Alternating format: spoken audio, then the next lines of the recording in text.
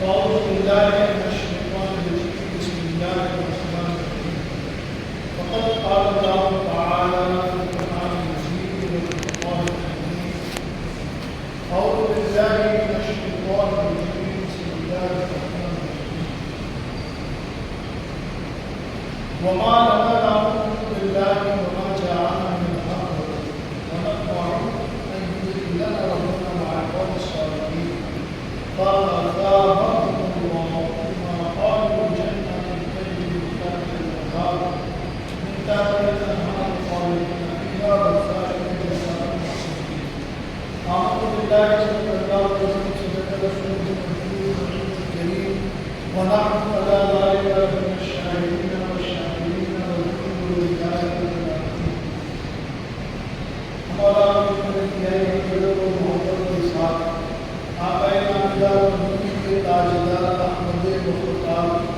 روح الانبیاء سیدنا محمد رسول اللہ صلی اللہ علیہ وسلم کی بارگاہ میں استقامت کا آواز سے بلند درود پاک اللہ صلی اللہ علیہ سیدنا شفیع محمد صلی اللہ علیہ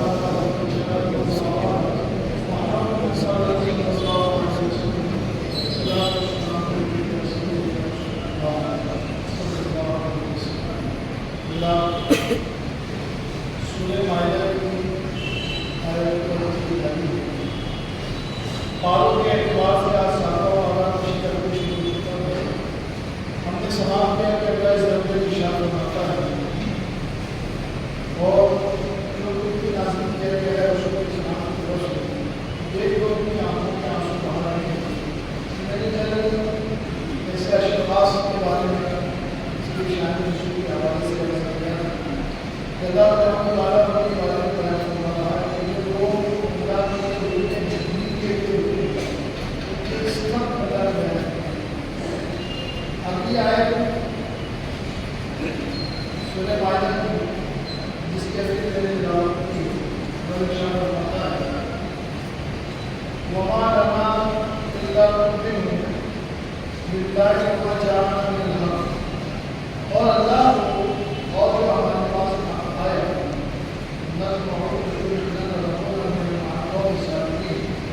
کیوں نہ مانے جبکہ ہم اس کے لالچی ہیں کہ داخل کرتے ہم کو ہمارا پروردگار نے کے ساتھ. دیکھیے اللہ تبارک و تعالیٰ فرما رہا ہے کہ محدثوں کو جو محدث ہوتے ہیں کہ اللہ کے لیے یہ کام کرتے ہیں اللہ کے لیے عمل کرتے ہیں ان کے بارے میں لالچ کا ذکر سنا رہا ہے. فَأَصَابَهُمُ اللَّهُ بِمَا قَالُوا تو اللہ نے ان کو ثواب بخشا جو انہوں نے کہا اس کا. آلو جنات تجری جنتیں بہتی ہیں تحت الانہار اس کے پیچھے نہریں خالدین فیہا اس میں ہمیشہ رہیں گے. وذالک جزاء المحسنین اور یہ محسنوں کی جزا ہے. اللہ اپنے بندوں کے حوالے سے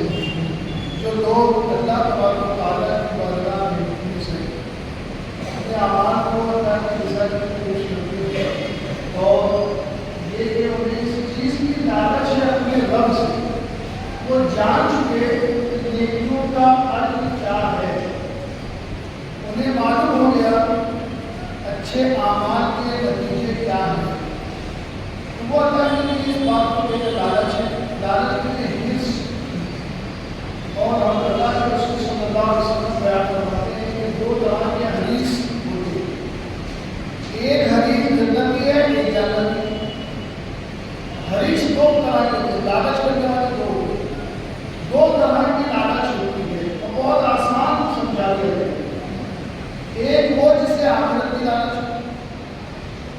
ایک وہ جسے آخرت کی لالچ اور ایک وہ جسے دنیا کی لالچ. اب ظاہر سی بات ہے جسے آخرت کی لالچ ہو جس کا ایمان آخرت پر ہے تو وہ اچھی طرح یہ مان چکا کہ میں آخرت میں جمع ہونا ہے. اس نے اپنے ہر کام کو آخرت کی جزا کے لیے چھوڑ دیا. اپنے ہر کام کو آخرت کی جزا کے لیے کرنا شروع کر دیا. اسے پتا ہے دنیا چند روزہ ہے یہاں تو زندگی گزار کے جانا ہے اور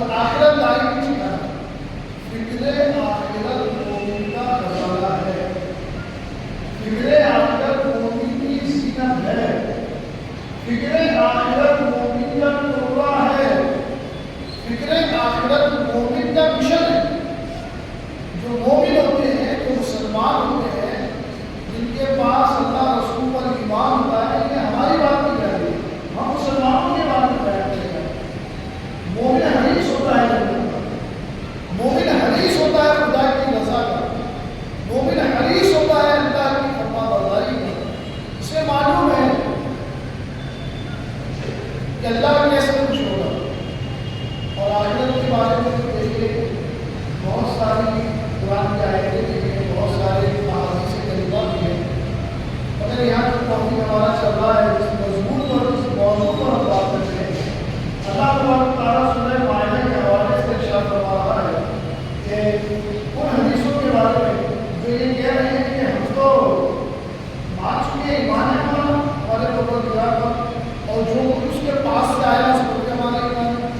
اللہ کے پاس سے رسول آئے اس پر ایمان، اللہ کے پاس سے قرآن آیا اس پر ایمان، آخرت کے جتنے پیغام ہیں سب پر ہمارا ایمان ہے. پھر یہ کہ ہم کیوں نہ لالچ کریں اس گھر کی، جب ہم مان چکے، جب ہم جان چکے کہ اللہ رب العزت کی جانب سے انعام ہے آخرت میں، تو پھر ہم اس کی لالچ کیوں نہ کریں کہ جو ایسی جنتیں ہیں جس کے نیچے سے، جس میں باغ ہے اور باغوں کے نیچے سے نہریں جاتی ہیں. باغ، اس کے نیچے سے نہر، یہ ہے ایک خوبصورت فضا کا ماحول. آپ جب اپنا مکان بناتے ہیں تو دنیا کی ساری ڈیزائن اپنے سامنے رکھتے ہیں. ڈیزائنر کو آپ طے کرتے ہیں کہ کیا ہمارے مکان کو کتنا خوبصورت لگ رہا ہے. ہم اس مکان کو بہترین طریقے سے بنانے کی کوشش کرتے ہیں جس مکان کو بالآخر چھوڑ کر جانا ہے. کتنا خوبصورت مکان بنا دیں، کتنے باغیچے آپ کے اپنے مکان میں آپ لگا دیں، اور کتنے رنگ برنگ اپنی چوائس کے پرندے اس میں پال دیں، اور کتنی اچھی عمارتوں میں رنگ و روغن لگا دیں، کتنے اچھا محل ٹائپ کا کتنے سارا اس مکان میں رہیں گے جس مکان میں آپ لاکھوں کروڑوں روپے لگا کر رہ سکتے ہیں. دنیا میں کتنے سال رہیں گے آپ. خواہش تو بڑی ہے کہ بہت اچھا مکان ہونا چاہیے، ہر طرح کی ڈیزائنری آپ کے سامنے ہوگی، ایک بالکل عجیب کا لگنا چاہیے. ہمارے یہاں کلر سب سے منفرد ہو، یہاں کی ڈیزائن سب سے منفرد ہو. چیک کریں گے آپ، گوگل پر سرچ کریں گے، اور بھی سارے ڈیزائنروں سے دیکھ کر پوچھیں گے، سارے جتنے مکان بنانے والے ڈیولپرس ہیں ان سے مشورے کریں گے کیسا ہونا چاہیے مکان. ہر طرح کی چوائس ہوگی آپ کی، کلر کی چوائس، روم کی چوائس، کہاں سے آپ کو ضرورت ہوگی، کس طرح کا دروازہ ہوگا، کس طرح کی کھڑکی ہوگی، کیسا باتھ روم ہوگا اور کیسا بیڈ روم ہوگا. ساری چیزوں کی آپ ساری تحقیقات کر کے آپ سب سے زیادہ اور سب سے بہترین بنانے کی فکر کریں. اور بہت خوش ہوگی کہ میں نے بہت اچھا ہزار پیسہ لگایا اور اپنے من چاہا مکان میں رہا. مگر کتنے ساتھ موت آپ کو اس محل سے چھوڑ کر قبر چھوڑ دے گیا. کتنا ہی خوبصورت مکان. جب آپ کو یہ احساس ہوتا ہوگا مکان بنانے کے بعد اتنا خوبصورت مکان بنا لیا ہے، اب آپ موت کا خوف اگر آپ کو تاری ہو جائے تو محل آپ کو چل جائے گا، گم ہو جائے گا، ہوش باختہ، پریشان. لوگ کہے صاحب کیا ہو گیا، اتنی محنت سے آپ نے مکان بنایا، ہوش ڈوب ہو گئے.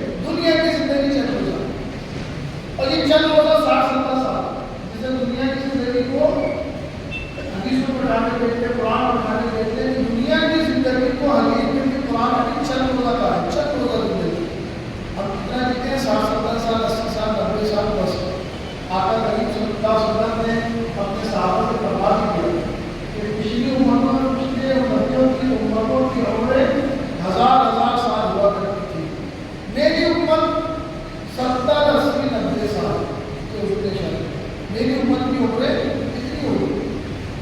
ظاہر سی بات ہے مجھے یہ تو دوسرا بالآخر موت کا سامنا سب کو پڑے گا، مگر قیامت کے دن جب اللہ کے فضل سے جنت میں جائیں گے تو جنت کی جو نعمتیں عطا کی جائے گی وہ لازوال ہے، پورا زندگی ہی زندگی ہے، موت کا تصور نہیں جنت، تو جو ہمیشہ رہنے والی چیز ہے، جہاں موت کا تصور ہی نہیں، اس زندگی کی فکر مومن کا ہوتا ہے، اس زندگی کی فکر مومن کا شیوا ہے، مومن اسی کی فکر کرتا ہے۔ تو آپ کی یہی صفت بیان کی جا رہی ہے مومن کی، وہ کہہ رہے ہیں مومنین ایمان والے کہ ہم کیوں نہ لالچ کریں اس جنت کی جہاں اللہ نہر دے گا، باغات دے گا، اس میں ہمیں ہمیشہ کی زندگی کی آزادی ہوگی، ہمیشہ کی زندگی کا لالچ دو طرح کی ہو گئی، آخرت کو ہو گئی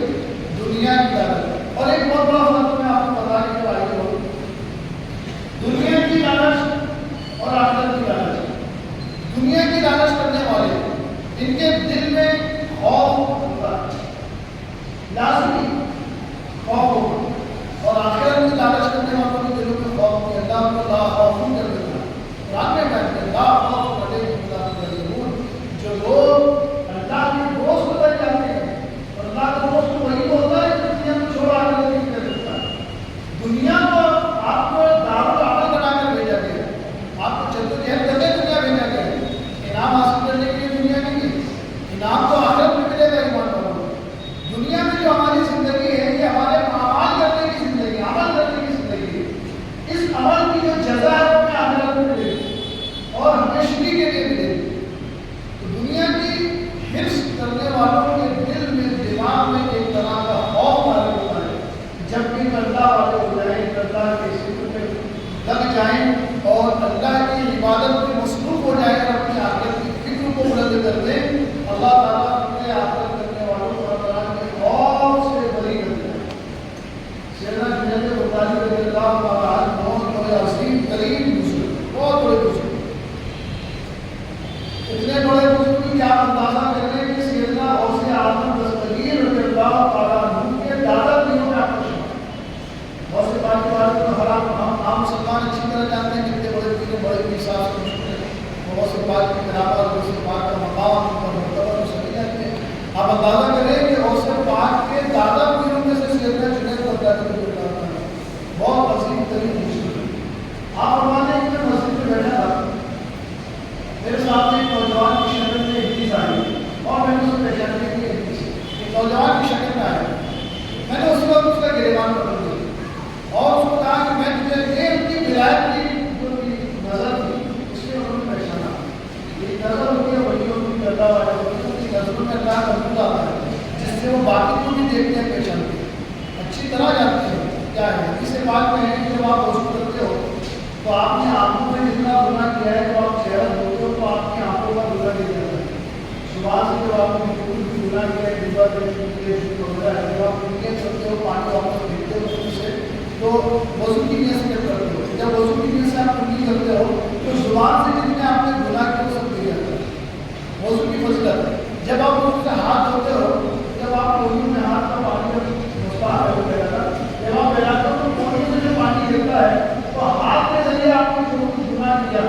وہ ہاتھ کے ذریعے پانی سے گر جاتا ہے۔ اسی طرح جب آپ پاؤں دھوتے ہو، پاؤں سے جو گناہ کیا ہے، گناہوں کی طرف آپ چلے ہوتے ہو تو وہ جو گناہ آپ نے کیا تو پاؤں دھونے میں وہ سارا گناہ نکل جاتا ہے۔ یہ ہے وضو کی فضیلت۔ سیدنا امام اعظم ابو حنیفہ رضی اللہ تعالیٰ عنہ جن کے ہم اور آپ مقلد ہیں، اللہ نے وہ نظر ولایت عطا کی تھی امام اعظم نے، اور آپ کی آنکھوں میں اللہ کا ایسا نور تھا کہ آپ وضو کرنے والوں کے پانی کو دیکھتے تھے تو سمجھ جاتے تھے کہ اس نے کون سا گناہ کیا۔ اس کے اعضائے بدن سے جو پانی گرتا تھا اس گناہ کو گرتا ہوا آپ دیکھتے تھے اور آپ سمجھ جاتے تھے کہ اس نے یہ گناہ کر کے آیا۔ یہ نظر فراست تھی، اتنی عظیم ترین نظر اللہ عطا فرماتا ہے ولیوں کو، ایسی ہی نظر جنید عطا کی۔ آپ نے ایک انسانی شکل میں اتنی کو پہچان کی، وہ نظر ہم تو خیر نہیں پہچان سکتے، کیا پتا ہمارے پاس آنے والا، ہمارے پاس بیٹھنے والا کس شکل میں، کس ذہانت میں، کس فکر میں وہ ہمارے پاس آ کر بیٹھا ہے، ہم تو نہیں کر سکتے، مگر وہ تو جانتے ہیں اللہ والے پہچان کے کہا گیا اور تو ہی ہے جو لوگوں کو اللہ کی راہ سے بھٹکا دیتا ہے۔ میں تجھ سے ایک سوال پوچھتا ہوں، بتا کیا تیرا باپ کوئی ایسا بنتا ہے جس پہ تیرا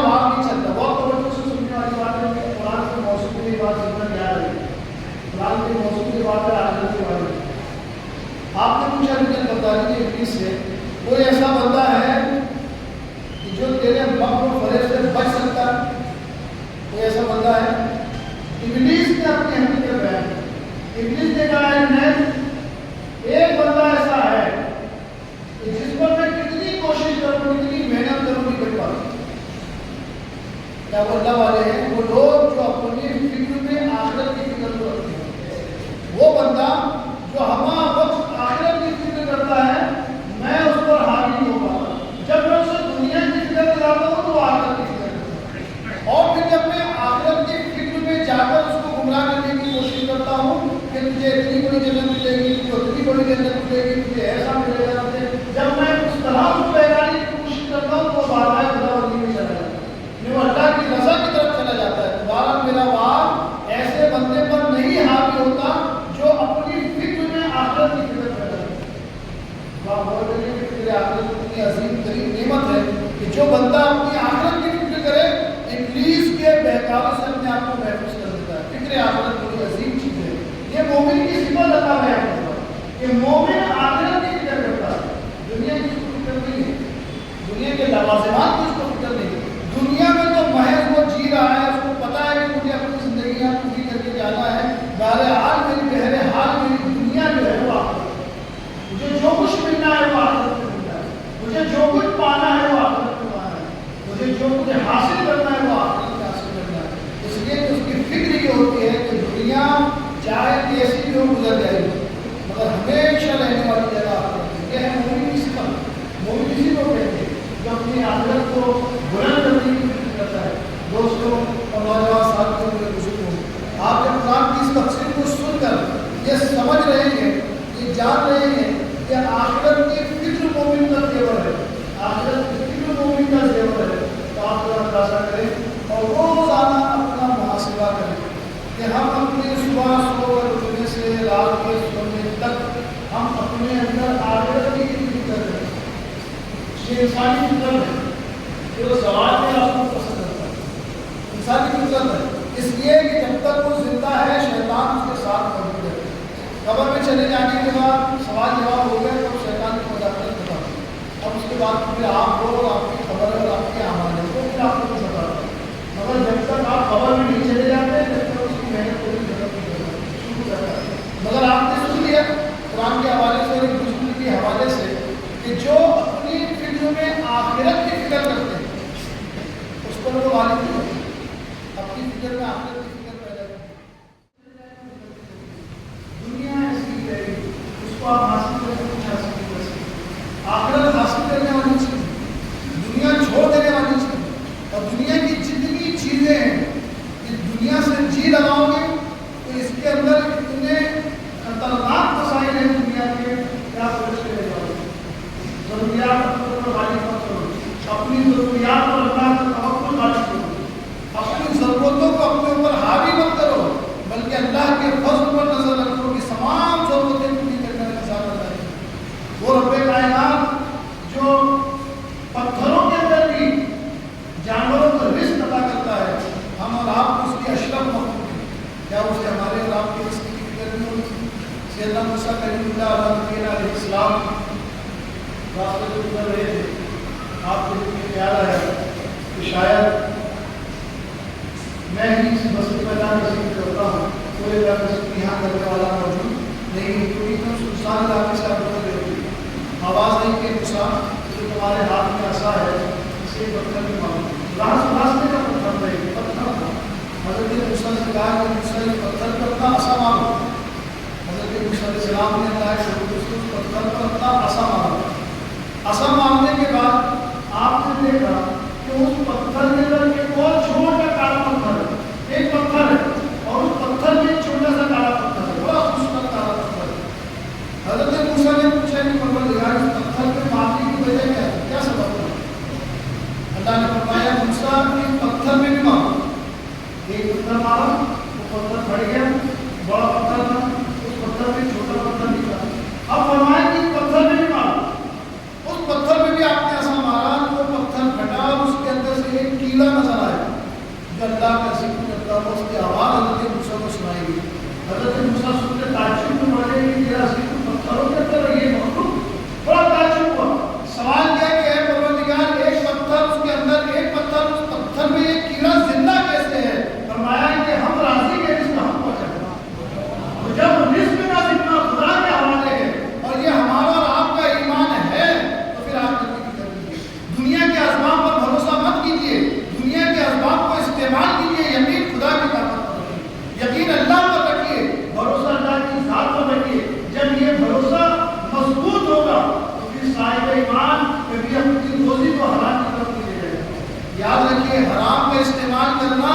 یہ خدا کے توکل کو ذلیل کرنا، حرام کا استعمال کرنا خدا کے رزاقی ہونے یا ہونے کے ایمان پر کمزوری ہے۔ اگر آپ یہ مانتے ہیں کہ اللہ راضی ہے پھر آپ حرام کا سہارا مت لیجیے۔ اگر آپ مانتے ہیں کہ اللہ مسبب الاسباب ہے تو پھر آپ حرام کے ذریعے کی روزیوں کو مت چلائیے۔ یاد رکھیے مومن کے اللہ سے مت بیان کر رہا ہے کہ مومن دنیا کی فکر نہیں کرتا، آخرت کی فکر کرتا ہے۔ آج بہت افسوس کے ساتھ یہ بارہا میں کہتا رہتا ہوں اور قوم کے لوگوں کو کہنا ائمہ کی ذمہ داری ہے، علماء کی ذمہ داری ہے کہ قوم کو ان نقصانات سے وہ آگاہ کرتے رہیں جو نقصان اس کا دنیا میں بھی اور آخرت میں بھی۔ یہ اماموں کی ذمہ داری ہے، علماء کی ذمہ داری ہے، ان تمام صاحب وراثت لوگوں کی ذمہ داری ہے جنہیں اللہ نے قرآن اور حدیث کا علم عطا کیا۔ ان کی خطرناک پکڑ ہوگی قیامت کے دن ہماری، اگر ہم نے آپ کو نقصان دنیا کے اور آخرت کے نقصان سے اگر ہم نے آپ کو آگاہ نہیں کیا تو اللہ کی ہماری پکڑ ہوگی۔ ہم قرآن کے حوالے سے آپ کو دعوت فکر دیتے ہیں، ہم قرآن کے حوالے سے آپ کو دعوت آخرت دے رہے ہیں، ہم قرآن اور حدیث کی روشنی میں آپ کو بتا رہے ہیں کہ آپ کا طرز عمل یہ آپ کی آخرت سے آپ کو دور کر رہا ہے۔ آج انسان بہت غلطی ہو گیا ہے، وہ یوں سمجھتا ہے کہ میرے پریوار کو مجھے ہی پالنا ہے، میں کہوں گا تو میرے پریوار پالیں گے۔ یہ انسان کی بڑی گھٹیا سوچ ہے۔ ہمارے اور آپ کے سے کوئی بچہ نکلتا ہے، کوئی نہیں بنتا، پالنے والے کے ساتھ اللہ کی اسباب پیدا کرنے والے کے ساتھ اللہ کی دنیا میں اس نے جتنا مقدر میں آپ نے رکھا ہے وہ بہرحال آپ کو ضرور ملے گا، نہ اس سے 1 روپیہ کم اور نہ اس سے 1 روپیہ زیادہ آپ کو ملے گا جو اس نے آپ کو مقدر کیا۔ ہاں یہ الگ بات چونکہ دنیا عالم اسباب ہے، بارہا میں یہ کہتا ہوں کہ دنیا اسباب کی جگہ ہے، کسی نہ کسی سبب سے وہ چیز آپ کو حاصل ہوگی ہے اور اس میں اللہ نے آپ کو عقل دیا ہے۔ مثال کے طور پہ اگر آپ 1000 روپئے روز کے آمدنی کے ساتھ آپ کو مقدر کر دیں وہ 1000 روپئے آپ کو ضرور ملے اگر اللہ نے مقدر کیا ہے۔ اب اس 1000 روپئے کو حاصل کرنے کے لیے دنیا میں جدوجہد، کاروبار، محنت، کوئی بزنس، کوئی نوکری، کوئی پیشہ، کسی چیز کو آپ کو چوائس کرنا پڑے گا۔ کوئی کاروبار اگر آپ نے کیا تو اس میں محنت کرنی پڑے گی، آپ محنت کی۔ دنیا ہے اسباب کی، یہ اسباب ہے کہ آپ اپنے مال کو اچھے انداز میں بیچیے، خوبصورت طریقے سے تجارت کیجیے، یہاں بیچیے، باہر جا کے بیچیے، اس طرح سے۔ مگر وہ 1000 روپیہ پر اللہ نے ہر روز 1000 روپیہ آپ کا مقدر کیا ہے تو یقیناً ضرور آپ کو ملے گا۔ ہاں اگر آپ بھی چاہیں گے کہ بھائی کون جائے کون کرے محنت، آپ 10 کا سٹا لگا تو 1000 آ جائے گا۔ اگر آپ کہیں کہ میں نے 10 کا 100 کا سٹا لگا کے 1000 روپئے لے لیا تو آپ سمجھ رہے ہیں کہ میں نے سٹے سے 1000 روپئے کما لیا، کیونکہ 1000 روپئے تو آپ نے سیکھا۔ یہ الگ بات ہے کہ دنیا کے اسباب میں آپ نے اس سبب کو چنا جو حرام ہے۔ بہت گہری بات سمجھ لیجیے، جو لوگ آج سموہ کے خرچے میں آج ہماری قوم میں بہت سارے لوگ پھنسے ہیں، بہت سارے لوگ پھنسے ہیں ہمارے درمیان میں، کافی لوگ ایسے جو اس چیز کو ضرور محسوس کریں گے کہ واقعی ہم پھنس گئے۔ اس سموہ کے ذریعے جو لوگ پھنسے ہوئے ہیں اس کی لالچ کے لیے جتنا پیسہ آپ سموہ کے ذریعے حاصل کر رہے ہیں یہ آپ کا مقدر ہی تھا، آپ نے اجرت کی، آپ نے بہت جلد بازی کر دی، آپ نے حلال اسباب کو ترک کر کے حرام کی طرف چلے گئے، وہ تو آپ کو مقدر تھا۔ آپ دنیا میں اپنی مرضی سے کچھ حاصل نہیں کر سکتے، ایک دانہ نہیں کھا سکتے آپ اللہ کی مرضی کے بغیر، ایک دانہ اٹھا کے نہیں کھا سکتے، نہ اپنے بچوں کو کھلا سکتے اگر اس کی مرضی نہیں ہے۔ کیا دیکھا نہیں آپ نے لوگ وینٹیلیٹر میں بیٹھے رہتے ہیں، مہینوں مہینوں پڑے ہیں، کیا کر رہے ہیں؟ نسوں کے ذریعے ان کے انجیکشن جا رہے ہیں، نسوں کے ذریعے دوائی جا رہی ہے، زبان سے نہیں حاصل کر سکتے، انہیں زبان کی کوئی نظر حاصل نہیں مہینے بھر سے 15 دنوں سے، گھر پریوار کے لوگ پریشان ہیں، جو وینٹیلیٹر پہ پڑا ہوا ہے اس کے اندر 15 دن، اللہ نہیں چاہتا کہ وہ زبان سے کچھ کھائے، مرض کے ذریعے اس کو مبتلا کر دیا، مریض کر دیا اس کو، اللہ کی مرضی نہیں ہے کہ وہ دنیا میں رہ کر کچھ کھائے، اس کو ایسا مرض اللہ کر دیا کہ بیٹھا ہوا وینٹیلیٹر آئی سی یو پڑا ہوا ہے، منہ سے کچھ نہیں کھا سکتا۔ خدا کی قدرت تو آپ کے ساتھ نہ باہر لے سکتے ہیں نہ باہر کے اندر لے سکتے ہیں، خدا کا قانون ہے۔ زمین پر اس کی حکمرانی چلتی ہے، آسمان پر اس کی حکمرانی چلتی ہے، زمین کے اندر اس کی حکومت ہے، آسمانوں میں اس کی حکومت ہے، اور ہمارے اور آپ کے وجود میں اس کی حکومت ہے۔ ہم آرام سے جانے نہیں کھا سکتے اس کی مرضی بغیر، تو حرام کیسے کھانے گے؟ یہ تو ہماری عقل کی چوائس ہے، اللہ نے حرام نہیں لکھا کسی کے نصیب میں۔ یہ ہم اور آپ چونکہ دنیا اسباب ہے، دونوں چیزیں آپ کے پاس میں ہیں، یہ ہے راستہ صحیح، صراط مستقیم اللہ نے بیان کر دیا، اور یہ صراط ایک راستہ ایسا ہے جو آپ کو بھٹکا دے گا، یہ راستہ جاتا ہے حرام کی طرف، یہ راستہ جاتا ہے حلال کی طرف۔ اب آپ چوائس کیجیے، یہ دنیا ہے، اللہ آپ کو فرشتہ نہیں بھیجے گا تو آپ کا ہاتھ پکڑ کے صراط مستقیم پہ لے جائے گا، اللہ تعالیٰ آپ کو روکے گا نہیں حرام کھانے سے کہ آپ حرام کھانے اور فرشتہ ظاہر ہو گئے خبردار حرام مت کرنا، آپ زنا کر رہے فرشتہ آ جائے خبردار زنا مت کرنا، ایسا نہیں ہوگا دنیا کی، اسباب کی دنیا ہے، یہاں ساری چیزیں سبب سے ہوگی، آپ کو اپنی اندر سے چوائس کرنا ہے، اور آپ اللہ کی بارگاہ میں مجرم جب قرار پائیں گے تو وہاں چھٹکارا کسی حال میں ہو سکتا ہے، آپ یہ نہیں کہہ سکتے کہ مجھے نہیں سمجھے یہ حرام تھا، آپ اللہ کی بارگاہ کے لیے مجھے نہیں پیش کر سکتے، مجھے نہیں معلوم تھا یہ کھانا اچھا نہیں ہے، اللہ کہے گا کہ قرآن تیرے پاس نہیں تھا، کیا حدیثیں نہیں تھی، کیا انبیاء نہیں تھے، کیا رسول نہیں آئے، ان کے پیغام مجھ تک نہیں پہنچے، کیا مجھ تک خطبہ نہیں آئے، علماء نہیں آئے، علماء ربانیین کے پیغام نہیں آئے، کیا مسجدوں میں نہیں جاتے تھے، اماموں کے خطیبوں کے خطاب نہیں سنتے تھے، کون کہے گا اللہ کی بارگاہ میں جھوٹ، اس کی ضرورت ہے، اور اس کے بعد قرآن کہتا ہے قرآن، اس کے بعد کہ اگر آپ جھوٹ بول دو قرآن کہتا ہے کہ اللہ تعالیٰ آپ کی زبان کے تالے لگائے گا قیامت کے دن، اور آپ کے روئے سے پوچھے گا بتا اس کا جھوٹ کیا ہے، کوئی چھٹکارا نہیں خدا کی بارگاہ، یہ وہ عدالت ہے جہاں گواہوں کی ضرورت نہیں ہے، وہ سب سے بڑا شاہد اللہ معلوم شریک ہے،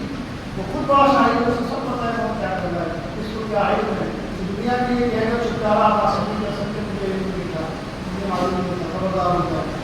سموہ کے قرضے سے اپنے بچوں کی پرورش کرنے والے، سموہ کے ذریعے اپنے مریضوں کا علاج کرانے والے، اور سموہ ہو چاہے کسی بھی طرح کا ہمارا پیسہ ہو،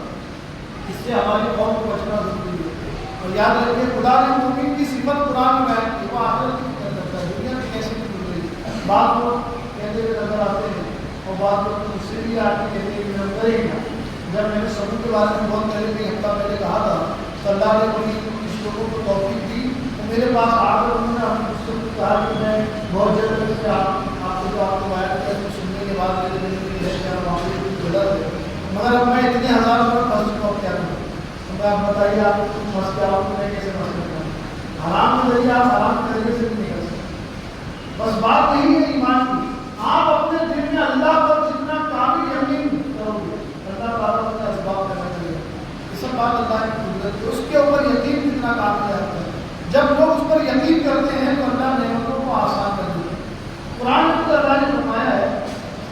لئن شکرتم فازیدنکم، میری جس نعمت تم کو ملتی ہے، جو نعمت ملتی ہے صرف اس نعمت پر تم جتنا ہو سکے شکر کرو، میں بڑھا دوں گا،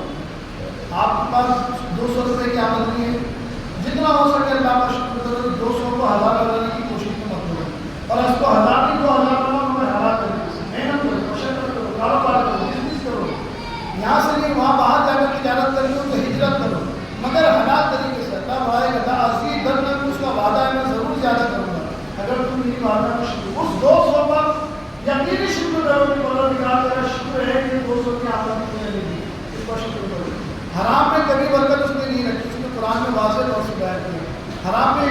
1 لاکھ روپے حرام کا پیسہ ہو اس پر کوئی برکت نہیں، مگر 1 روپیہ حلال کا پیسہ ہو اس میں برکت ہے، لوگ پھنس جاتے ہیں اور اس کے بعد سوچتے ہیں آسانیاں، ہم سمجھتے ہیں کہ جلدی سے اس سے 1 لاکھ روپے لے کے اپنے سمجھ سے اٹھا لیا، اب ہم اپنی وہ بھیجتے رہیں گے اس کو بھرتے رہیں گے، اور اس 1 لاکھ میں ہم نے کوئی بڑا کاروبار کر دیا، پھر دھیرے دھیرے وہ سوچتے گئی ہیں کہ 1 لاکھ روپے کاروبار جما لیں گے، دھیرے دھیرے اس میں پیسے تیار دے دیں گے، مگر وہ یہ نہیں سوچتے کہ یہ تو آپ کی اپنی عقل ہے، مگر آپ یہ نہیں سوچتے کہ اس 1 لاکھ سے جو آپ نے روزی حاصل کر کے کھانا کھایا اور اپنے بچوں کو کھلایا، اس سے جو ایمان میں کمزوری پیدا ہوگی، اگلی وقت جیسے وہ 1 لاکھ کی قسط مکمل ہوتی ہے تو شیطان کے اندر بھی 2 لاکھ ملے،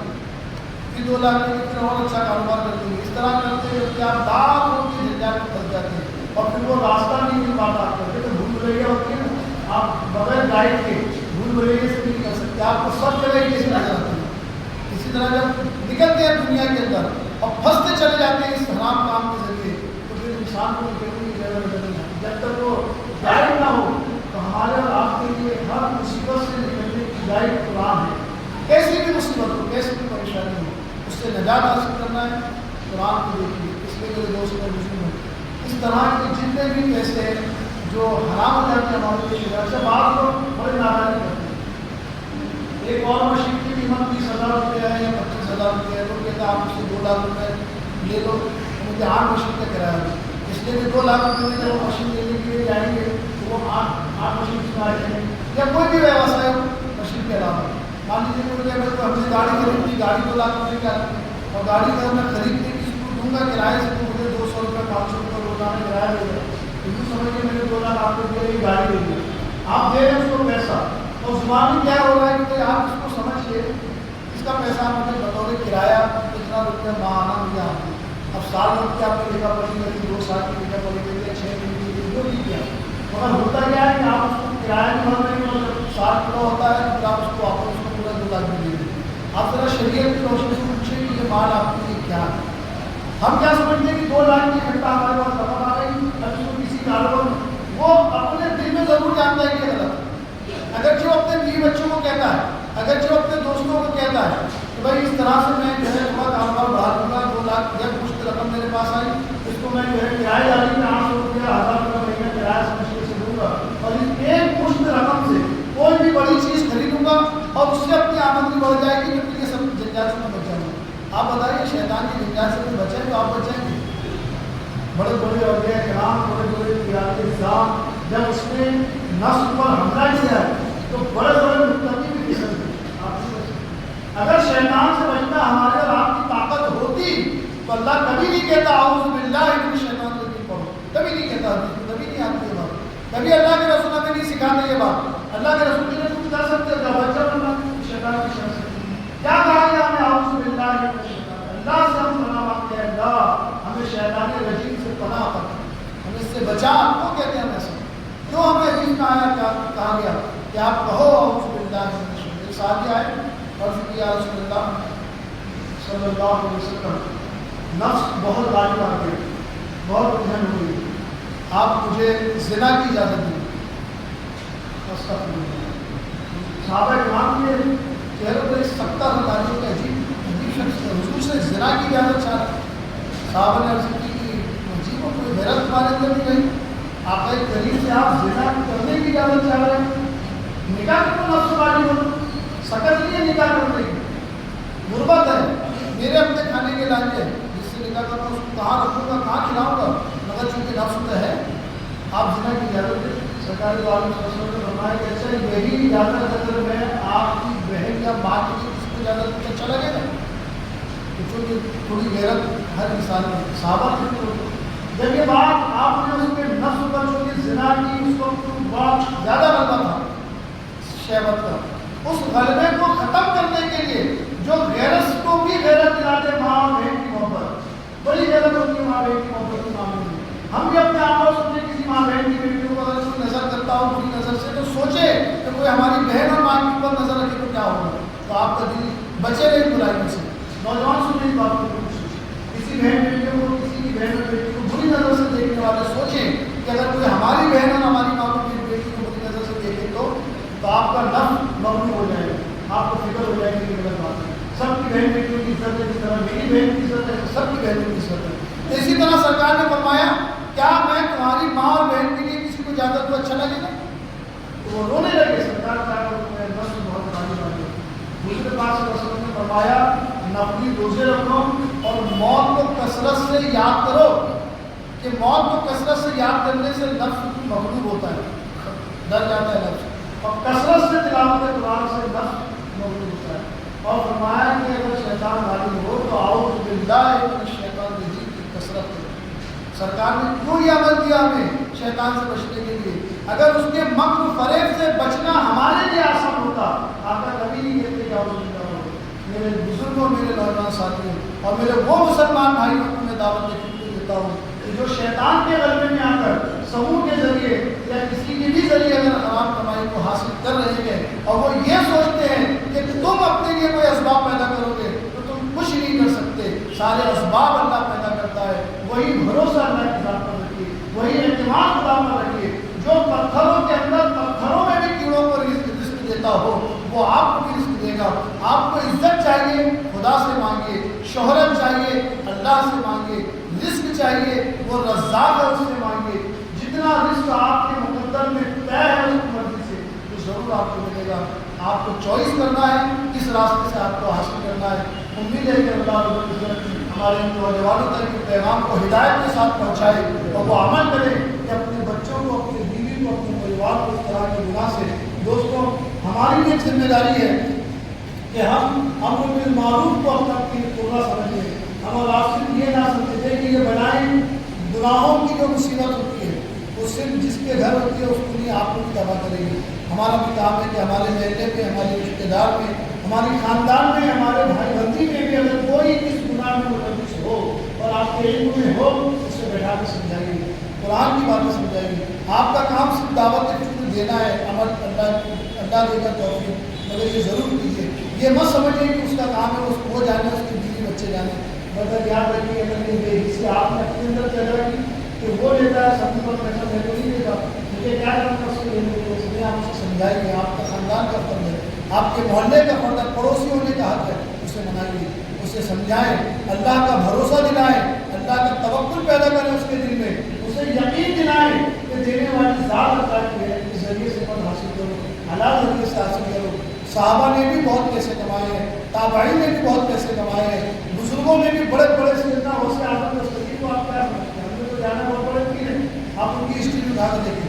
غوث اعظم دستگیر رضی اللہ تعالیٰ عنہ یہ جھبا پہنتے تھے جب خطاب کرتے تھے جمعہ میں، جو آپ ایوا دیکھتے ہیں اماموں کے پاس. یہ ایوا جب آپ جو ہے آپ زیب تن کرتے تھے غوث پاک رضی اللہ تعالیٰ عنہ، وہ اتنا قیمتی تھا کہ اگر اس کو اس زمانے میں فروخت کیا جائے تو یہ لاکھوں کا ہوتا تھا. اس زمانے کے اعتبار اتنا قیمتی ایوا آپ استعمال کرتے ہیں. کیوں؟ اللہ نے اتنی دولت آپ کو عطا کی تھی. کیا کوئی تصور کر سکتا ہے کہ غوث اعظم نام کی جھبا پہنتے تھے تو حرام کمائی سے پہنتے تھے؟ معاذ اللہ. کیا حرام کمائی کی چیزیں استعمال کرنے والوں کو اللہ اتنا بڑا ولی بنائے گا؟ یہ اللہ کا توکل ہوتا ہے، اللہ کا بھروسہ، اللہ کا توکل. جتنا یقین آپ کے دل میں آپ یہ پیدا کرتے ہیں کہ مجھے رزق دینے والی ذات اللہ کی ہے، سمو مجھے سب سہولتیں نہیں دیتا، سود اور پیار مجھے سہولت نہیں دیتا، سہولت اللہ کی ذات سے ملتی ہے. یہ توکل اگر پیدا ہو جائے تو کوئی مسلمان اس بلا میں نہیں گرفتار ہوگا. میں دعا کرتا ہوں کہ جو گرفتار ہیں اللہ تعالیٰ جیسے انہیں اس بلا سے نکال دے اور حلال کمائی پر ان کا یقین پیدا کر دے اور حلال کمائی کے ذریعے ان کے بچے کی پرورش کی توفیق